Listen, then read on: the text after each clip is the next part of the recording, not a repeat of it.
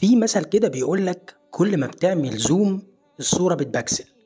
يمكن المثل ده في دماغي علشان أنا فيديوجرافر وفيديو إديتور فيلم ميكر يعني. بس هو المثل حقيقي فعلا. انت كل ما تعمل زوم على شخصية هتلاقيها بتبكسل، هتلاقي فيها ديفوهات، هتلاقيها فيها مشاكل. وأنا هنا مش بتكلم على إن ده حاجة وحشة، أنا بتكلم علشان أقولك اعذر الشخصيات دي. مفيش حد فينا إلا ودايما هتلاقي فيه 5% مثلا 10% من عدم الكمال، 10% من عدم المعصومية، إنه ما يكونش معصوم. يعني وارد تلاقي حد يكون متواضع، لسانه حلو، بيراعي اللي حواليه في أخلاقياته، بيكبر خاطر الناس، كريم، حضوره لطيف، بيذكرك بالله، مجتهد في شغله، عنده إيثار وغيرها بقى من الصفات الحلوة جدا اللي تخليك تنبهر بالشخص ده، سواء من بعيد أو شخص أنت عارفه. بس في المقابل دايما كل واحد فينا هيكون فيه 5% كده، 10%، نسبة كده صغيرة حتى لو 1% من الأخطاء اللي تخليه ما يكونش معصوم. وأنا هنا بكلم الاتنين، بكلمك أنت كشخص تعرف واحد، مثلا بتقول إيه، الشخص ده حلو قوي بس في عيب مش عارف إيه.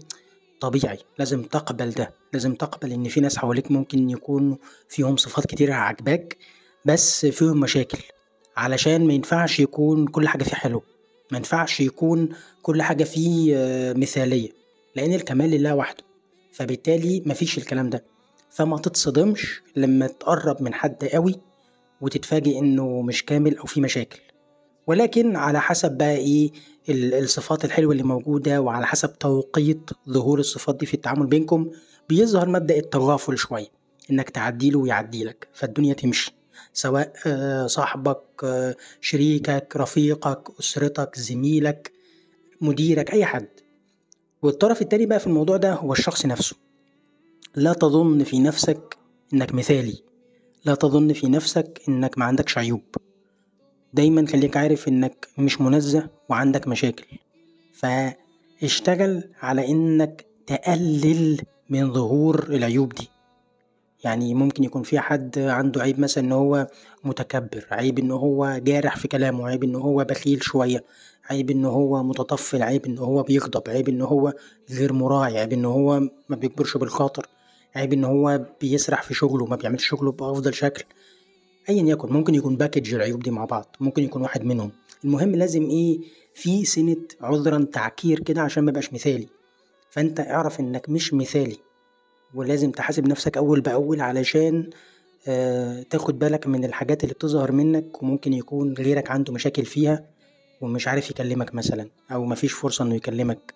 فلازم تاخد بالك انك مش مثالي، ومش مطلوب منك انك تكون مثالي، بس مطلوب منك انك تحسن وتهذب من نفسك قدر الامكان.